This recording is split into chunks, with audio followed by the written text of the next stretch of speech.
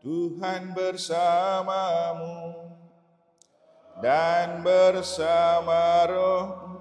Inilah Injil suci menurut Matius. Dimuliakanlah Tuhan. Pada waktu itu Yesus bersabda, "Celakalah kalian, hai ahli-ahli Taurat dan orang-orang Farisi, hai kalian orang-orang munafik, sebab kalian itu seperti kuburan yang dilabur putih. Sebelah luarnya memang tampak bersih, tetapi sebelah dalamnya penuh tulang belulang dan berbagai jenis kotoran. Demikianlah pula kalian. Dari sebelah luar tampaknya benar, tetapi sebelah dalam penuh kemunafikan dan kedurjanaan.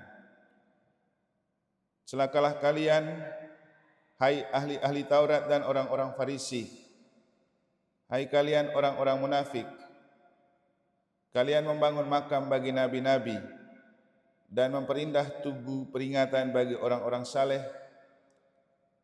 dan sementara itu kalian berkata, seandainya kami hidup pada zaman nenek moyang kita, tentulah kami tidak ikut membunuh para nabi. Tetapi dengan demikian, kalian bersaksi melawan dirimu sendiri, bahwa kalian keturunan pembunuh nabi-nabi itu. Jadi, penuhilah takaran para leluhurmu."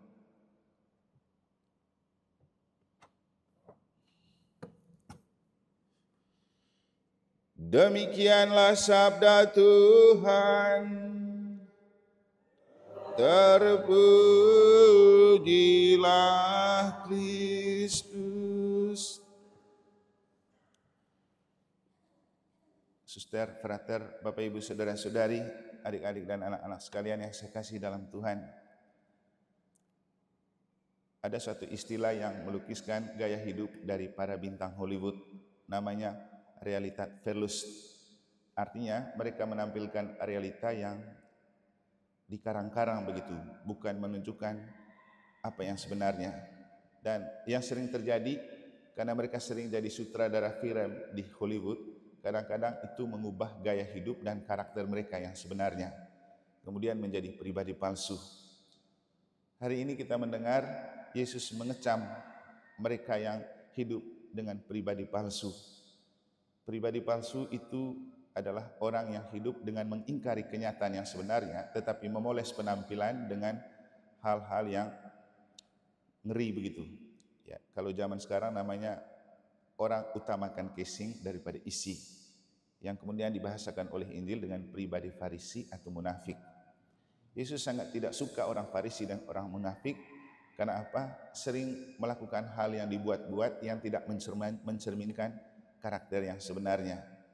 Memang sih agak susah kalau kita berpura-pura di hadapan Yesus, karena Yesus ini kan melihat kita sampai ke hati.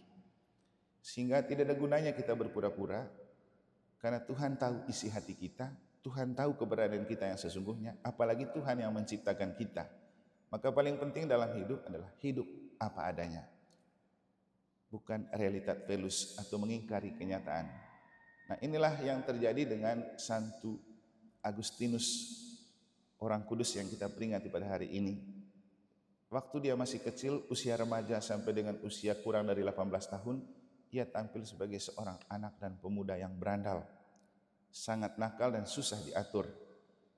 Dia anak tunggal yang kemudian sangat menyiksa perasaan ibunya, yang dalam perayaan kemarin kita rayakan Santa Monica, ibu dari Santo Agustinus, yang menghadapi kenyataan yang sangat melukai dan menyakiti hatinya ketika ia menikah dengan seorang kafir namanya Patricius.